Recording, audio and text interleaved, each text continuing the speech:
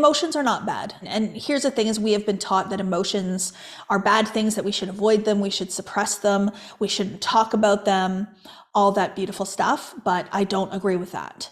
I think that I am so incredibly powerful in my ability to manifest due to my ability to feel emotions. So manifestation is an emotional game. How so? What do you mean, Kathleen? Explain this to me. Because it's vibration, right? So energy is what attracts. Energy is what draws to you. And energy can be in many different forms and many different frequencies of vibration. We use the word emotion to describe the vibration or the way in which our energy is oscillating. We say, I'm sad, I'm happy, I'm excited, I'm disappointed, I'm frustrated, I'm bored. So when we use these words to describe our emotion, we are describing the energy we are in. So that's what I mean by manifestation being an emotional game. I used to believe that my sensitivity was bad, that it was a bad thing. You're too sensitive, you take things too personal. Now I believe it's my superpower. Okay, so my ability to feel has served me very well, right? So my ability to really tap into higher level emotions and to get really excited and to get really grateful and to get really, really happy, they serve me well. But it's also the same for my ability to feel the other emotions. I allow them to work through me and I allow them to move. So being emotional, it's good. And emotional regulation is even better. So now it's about regulating the emotions that you're feeling. So what does it mean to regulate your emotions? It means the ability to be aware, to move through them, and to change them. I'm currently completing, I have a couple more calls, some mentorship with Neil Donald Walsh. So he wrote Conversations with God series, Happier Than God, which is my favorite book. I would say he's a spiritual teacher. And we had a beautiful conversation yesterday. We talked a lot about the book, but we also talked about our reality and creating our own reality. And what was really cool about our conversation last night was we were talking about emotions and we were talking about how people want to hide them or to stay away from them or to avoid them. But by actually allowing yourself to experience that emotion, you start to learn a little bit more about what your truth is, right? And I said to him last night, I said, well, Neil, there is no truth. And he's like, exactly. So everybody's out here trying to find the truth.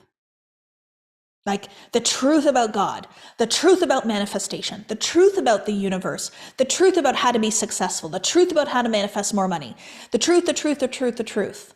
But what is so liberating and so freeing is to realize that there is no one singular truth. There is your truth. When you create a God of your own understanding, when you create manifestation in your own understanding, when you create this idea of what all of this is and what all of this means, then you're creating a truth for yourself. And so it's not about the truth, it is about your truth. And whatever your truth is will then be your reality. So the stories that you tell yourself are the truth that I'm talking about today. So whatever that truth is that is creating emotions for you, change the truth, change the emotional state. So Neil says to me last night, you know what, Kathleen, I still get mad, but it lasts about 5 to 7 minutes and I'm done. So that's the emotional regulation piece. It's not to never feel, it's to feel and to move through it and allow it to go. That's the feeling that we're talking about with emotional regulation, not this bypass our emotions. Not, oh no, I feel sad right now, I better change it. As she was telling me her experience, she started to realize, you know what, I am a very, very happy woman who just so happens to be having a few sad moments. And then you step back and go, well, that's not a bad thing. That doesn't mean I'm going to manifest sadness because I'm manifesting who I am, which is a happy person, a happy woman, a successful person, an empowered person. Another thing we talk about really, really often in my mastermind is we talk about making decisions from an empowered place and not from a limited place. Okay. So making decisions from limitation means you're making a decision from fear, from worry, from doubt. I'm going to do this because I think I have to. I'm going to do this because I think I need to. I'm going to do this because if I don't do this, I'm not going to get what I want. That comes from limitation. Instead, we make empowered decisions. So I'm going to do this because I want to. I'm going to do this because it feels good. I'm going to do this because I'm coming from possibility and I know that all the possibilities are there and available, and I'm going to go out and I'm going to get them. Feel the difference in those types of decisions. So we've had some people this past week and a half, 2 weeks, make a lot of decisions. And it's been really beautiful because many people will say that nobody is going to decide to develop themselves in December. They all wait for January. That's not what I'm experiencing here, and that's not what I'm observing here. So when I say that people are moving forward, it is the time to move forward, and I'm so excited. This is the fun part, and this is where I absolutely love moving into what I call the fourth dimension. The fourth dimension is a place. It is a tool. It is a function that we all have.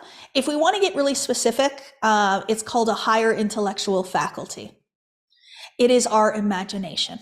And so what we did yesterday was we allowed ourselves to reflect. We went back into our memory, which is another higher intellectual faculty. We went into our memory and we reflected upon everything that happened in 2023.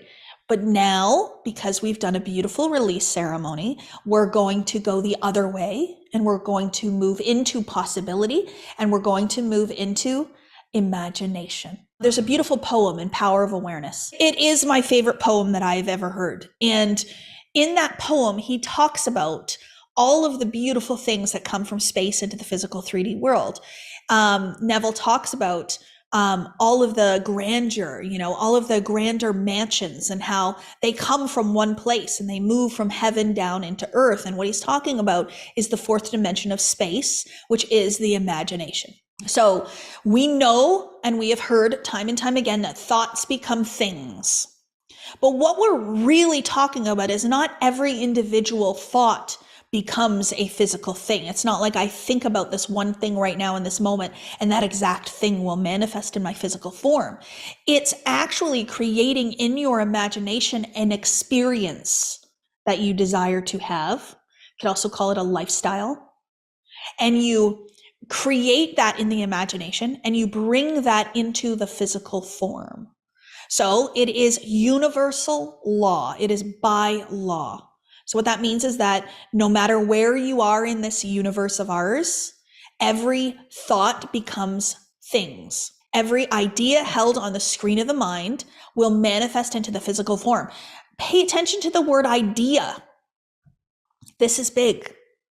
Ideas become things in the physical form.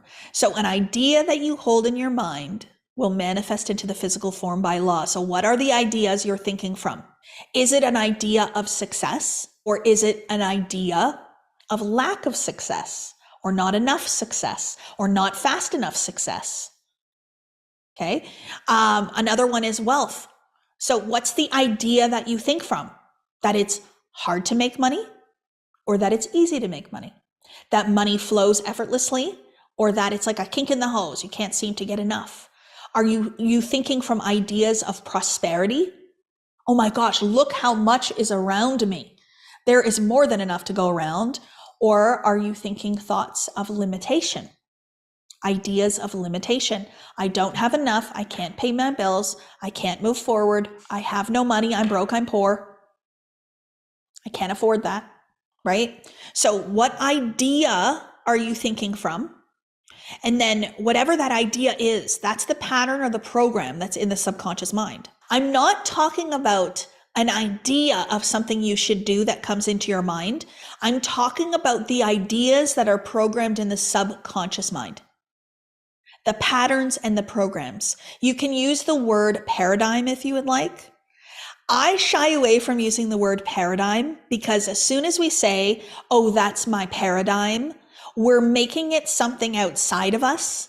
Like it's a bad thing. Like, oh, my paradigm is back. Well, no, these are the ideas. These are the beliefs that are in your mind. They're a part of you. We're just going to replace them. So I don't want you to talk about them like they're separate. I want you to talk about them like they are a part of you, because they are. And that's how we change them to make them a part of us. But you can use the word paradigm if you like. In psychology and philosophy, we talk a lot about the paradigms, the patterns, the programs, the ideas that you're thinking from. And so whatever is programmed in the subconscious mind, you express life based on those assumptions. So if you have an assumption of success, you're thinking from the idea of success. Everything I do is gold. Everything works. I am successful at everything.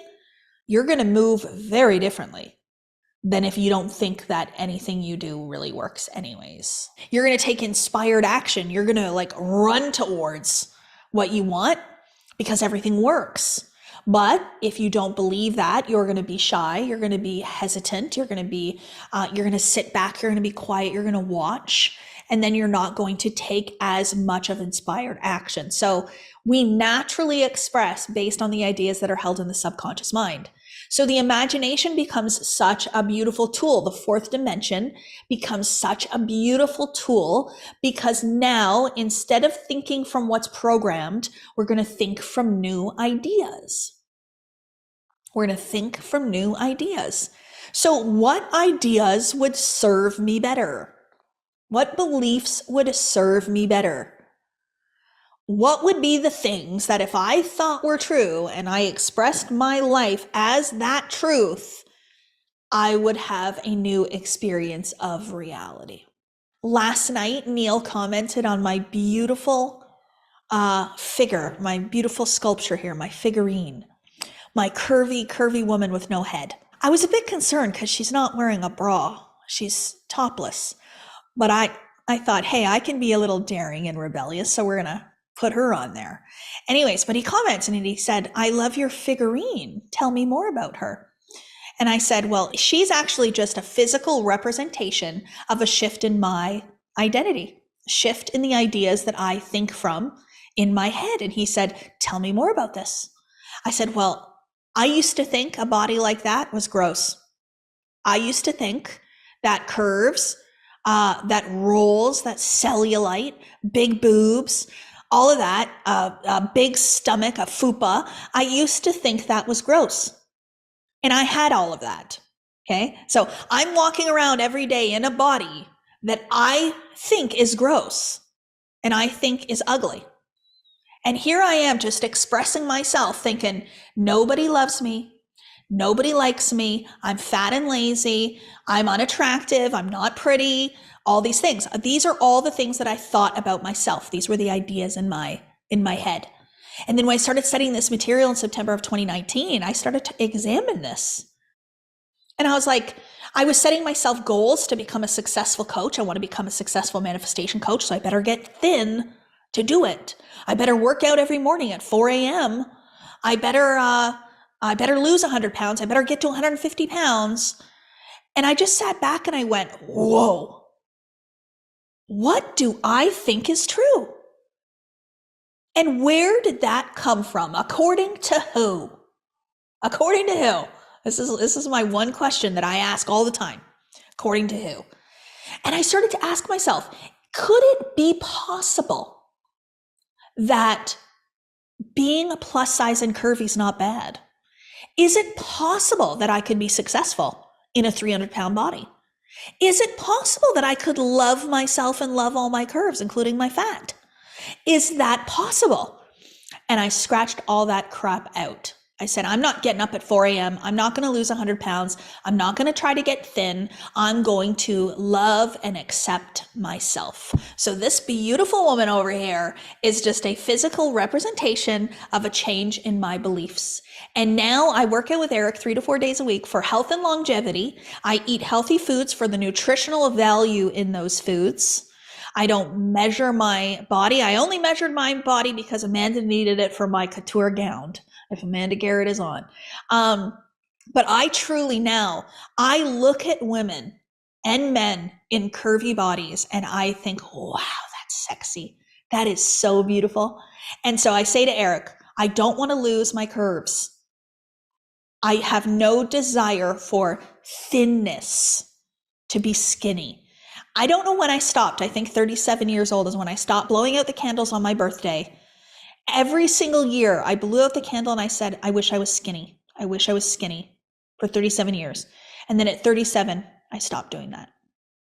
And like now, truly, this is what I mean by new ideas. Nothing changed, but my belief around being overweight. I remember talking to Eric one day and I said, Eric, listen, it's not being fat that is bad or wrong. It's the belief that being fat is bad or wrong. That's it. I'm not broken and I don't need fixing. It's about self-acceptance and self-love. And so when I told this story to Neil last night, he says to me, Kathleen, I love this. And of course, he gave me a name of my next book. So now, him and I have got like 6 books going. He gave me the name of my next book. But I said, all I had to do was drop the flaw. I just had to drop the flaw. Whatever you think your flaw is. You're too old. You're not thin enough. You don't have enough education. You haven't made enough money. Maybe it's the color of your skin or the color of your hair. Maybe it's your gender or whatever it is. It could be where you grew up. It could be your socioeconomic status. Whatever that is, drop the flaw because there is no flaw. Flaws do not exist. And that's what Neil said to me last night. He said, Kathleen, flaws do not exist. And I said, oh, what kind of belief is that? That is a belief that serves you. Flaws do not exist. Like, man, oh man. Anyway, you'll see a book come about. What did he tell me? The flaw. Oh, the flaws of all flaws. That's the name of the book he gave me. The flaws of all flaws. The flaw is in the belief that there is a flaw, not the flaw itself. Anyways, I'm up on my soapbox over here. But I think it's an important message for all of us because whatever it is for you, I think you just got to lose it. So now I have this beautiful woman here on my desk, but I also have 2 beautiful framed photos that my sister got printed for me of myself up on my bedroom wall. That is a major shift from not ever wanting pictures of myself. I remember my mom posted a picture of me once to Facebook and I was laying out on their boat, living my best life in my bathing suit, and I reamed her a new one. Take that photo down. You cannot post that. How dare you? But like now, nah, that's so beautiful. Like now I would be fine with her posting that. The shift in the ideas that we think from and removing the limitations that are keeping you small and they're keeping you from what you desire. So that's where I want to go for us then, is to the imaginative place, to the 4th dimension. And we want to think from there. So I titled this first part of today's lesson, Vision Casting, for the team. They want to know a little bit about what I'm going to do and how I'm going to do it so we could create a workbook. But I teach very intuitively, and a lot of the stuff that I talk about comes through me. I can't always say exactly what's going to come through, so I just kind of let it be. But vision casting came through. And I think this is really beautiful language over goal setting, because I really, really think that goals are good. We're going to set a goal. We want to talk about that. You want to have a goal card. But this idea of vision casting, to me, feels really light and it feels really fun and it feels really, really energetic. And so what does it mean to cast a vision, to vision cast? One of the biggest things in leadership is your ability to cast a vision. So some of the biggest visionaries in the world are people who see a vision for themselves or for the world or for their community or whatever it is, for their followers, and they cast the vision out and they fall so deeply in love and believe so much in their vision that people want to be a part of it. They want to follow along. So vision casting for me is beautiful, beautiful language. What vision do you want to cast out forward to then experience for yourself? So this isn't a possibility. It's already done. Anything you visualize means it exists, which means you can have it. Really, really important to understand that. So the law of cause and effect says any idea held on the screen of the mind will manifest in a physical form. So now we are going to cast a vision about what do we want to experience. The word experience. I am digging so deep into this because I'm writing my third book now called Experience Your Human. I have to have it to Neil by February the 14th, and he's going to write the foreword. As long as I get it to him by the 14th. He's like, if you get it to me the 15th, I'm not doing it. Okay, Neil. So I'm heavy into the word experience. What does it mean to experience something? To have an experience. So to simply observe something, are you experiencing it? To experience something means that it has ups and downs. It has good and bad. You feel it. Yes, 100%. Right now, we are spiritual beings having a human experience, right? So the human experience happens through what? Our senses. But to experience life strictly from your five senses is limiting. And then what you're doing is you're experiencing life through the mind only. We want to experience all that life has to offer. So we want to spiritually experience it. We want to intellectually experience it. And we want to physically experience it. So the human experience then is what we choose to make it. And this is what create your own reality means. So I have this beautiful little tattoo on my fingers. People ask me about it all the time. It's 2 chevrons. That is the Viking symbol for create your own reality. So yes, we create our own reality through manifestation. So you can physically change your reality. You can bring in more money, better relationships, more clients. You can manifest a new car. You can manifest a new house, change your experience by changing your outside world. But you can also create your own reality and change your experience without changing a single thing in your physical world. How do we do that? Changing our perspective and our perception. Perspective and our perception. So perception is the meaning with which we give whatever it is we're observing. So I'm seeing X, it means Y. It's snowing outside and I hate the snow, so I'm not happy about it. That's my experience. But Chris Cameron loves the snow because he loves to snowmobile. So he looks outside, he sees snow and he goes, yes, I get to snowmobile. 2 people with 2 completely different reactions to the exact same situation have 2 completely different realities because of our perception. But then there's perspective. Perspective is where you're looking at it from. $1,000 to me, that's not a lot of money. That's really small. If I were to go buy something tomorrow and it were $1,000, I would be like, oh, great, that's cheap.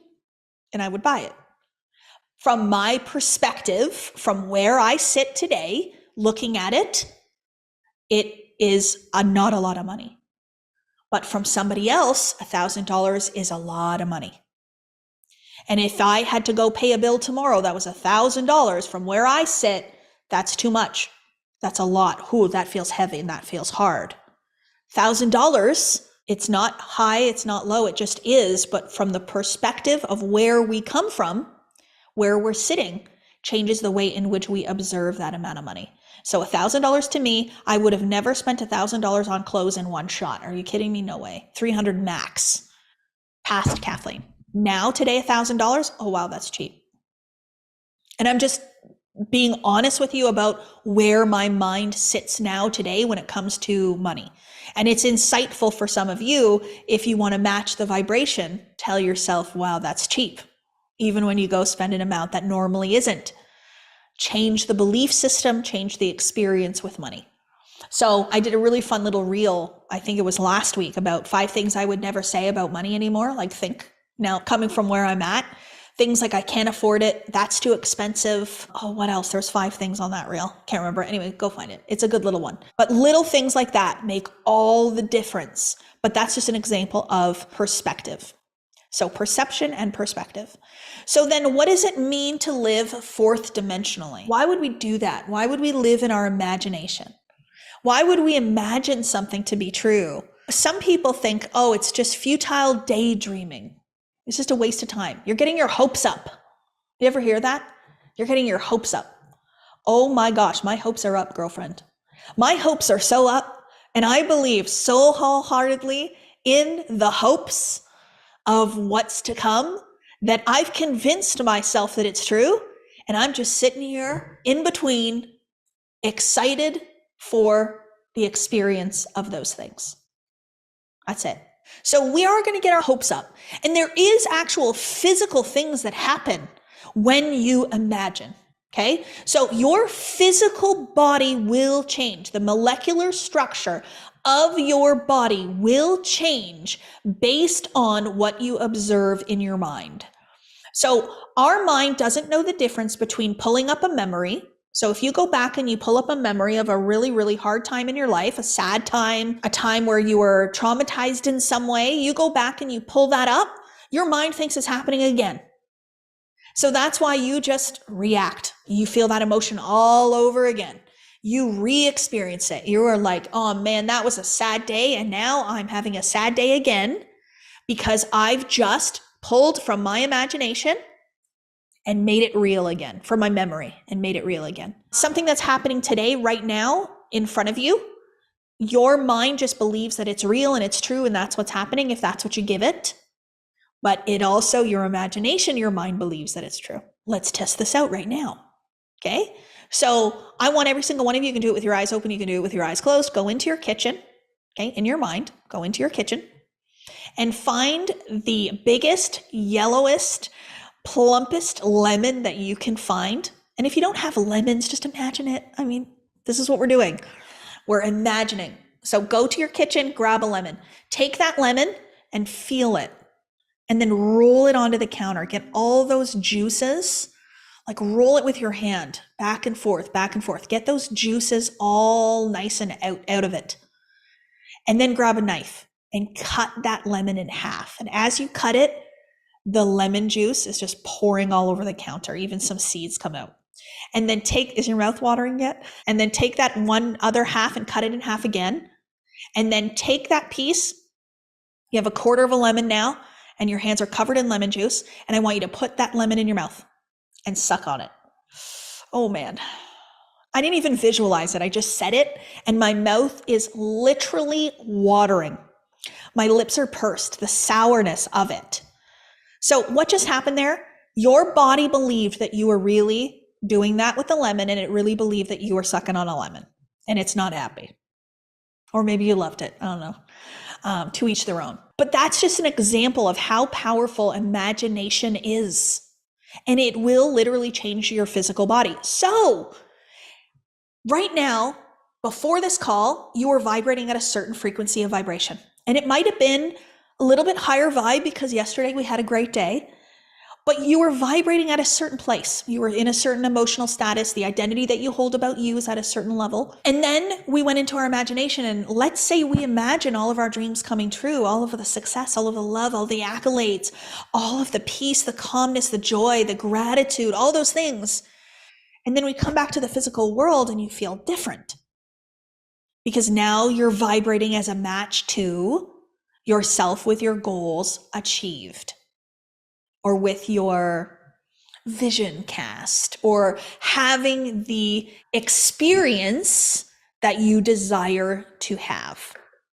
So when I say we're casting a vision, what we're going to do, and you'll see it in the workbook, is to decide for yourself what that vision is. What human experience do I want to have?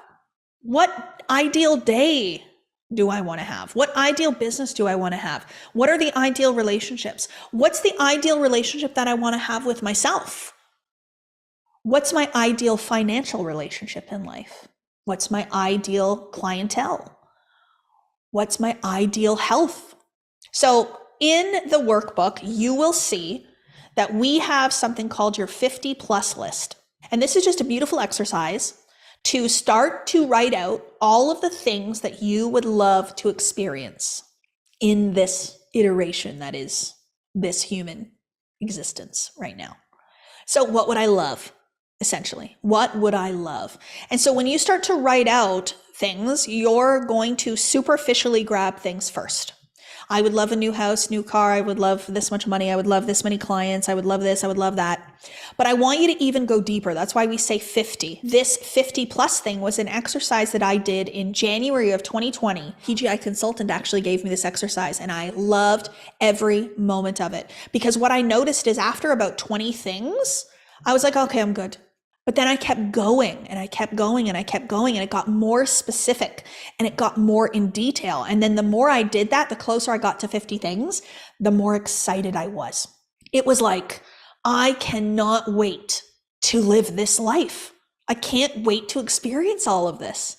So it was things from the physical things that I would love, but then it also got me thinking about, okay, but how do I want to feel every day? And how do I want to help other people in my life? And what sort of conveniences would I have? What sort of luxuries could I have? Et cetera, et cetera, et cetera, et cetera. So even little things like I would have fresh flowers in my home and have somebody clean my house and have somebody help me with my laundry. Those little things I had in there. But I also had on my 50 plus list that I always take a black car SUV whenever I go anywhere. And that I always fly first class and I always stay at 5-star hotels and resorts. There was a standard for myself that I wished to experience, and I wrote that all out. But I also wrote out the ways in which I want to feel during this life. So I don't want to feel stress. So what then do I want to feel? Calm, relaxation, joy, fulfillment. I would love to go to the spa on Fridays. I would love to work from anywhere in the world. I would love to go spend a month in Malibu. Deciding what experience that you want to have for this human iteration, and then casting the vision of that out.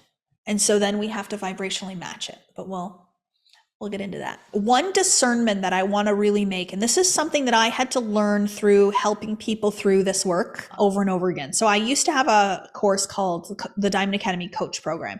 And what I was finding is I was having people come to me all the time and they want to become coaches. They want to do what I do. So I created a program to teach you how to do that. And what ended up happening, which was really, really interesting, is I started to do this work around identity and self-concept and becoming the elevated version of yourself. So that experience of life, or that lifestyle you wish to have, you actually must become the version of you who has it in order to experience it. Like, we're not just creating a vision board and putting it up on the wall and then being the same old us with the same old limited beliefs. We have to become the version of us that would have that bigger house, that nicer car, that cleaning person that would speak on that stage in front of 10,000 people. But what I was finding is when I would say to you, okay, so tell me, like in this coach program, I'd be like, okay, so tell me, who do you need to be? So tell me who you are at this human experience, this ideal state, this vision. And they would be like, well, I'm a successful coach and I make this much money and I have an award on this and I live in a house like this and I have a podcast that has this many downloads. And they were going on and on and on, and they were telling me about all of their goals, their levels of achievement that they wanted to attain, the titles, the awards, the physical things. They were telling me what they desired, but not who they need to be to have that desire. They were not telling me characteristics of their identity, right? Like, we are not the award. I'm not an award. Like, I'm Kathleen Cameron. I'm a woman who believes in herself enough to get an award, but I'm not the award.